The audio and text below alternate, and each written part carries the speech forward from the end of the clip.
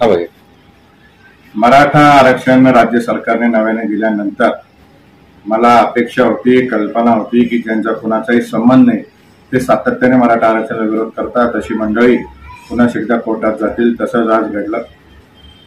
एक जबाबदारी म्हणून, काळजी म्हणून यापूर्वी मी समाजाच्या वतीने सुप्रीम कोर्ट, दिल्ली येथे, मुंबई हायकोर्ट येथे केवळ दाखल केलेला आहे. त्यामुळं माझं म्हणजे समाजाचं म्हणणं ऐकल्याशिवाय कुठल्याही प्रकारचा निर्णय मराठा आरक्षणावर होणार नाही.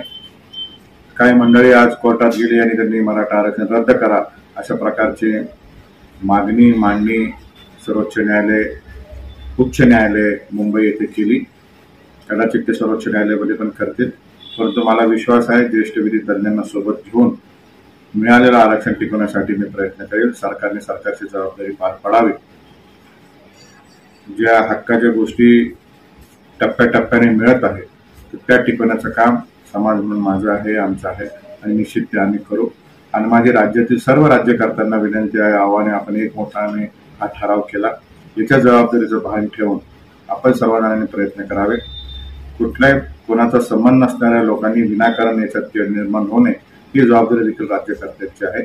त्यामुळे राज्यकर्त्यांनी याच्यामध्ये पुढे आलं पाहिजे व आरक्षण टिकवण्यासाठी प्रयत्न केला.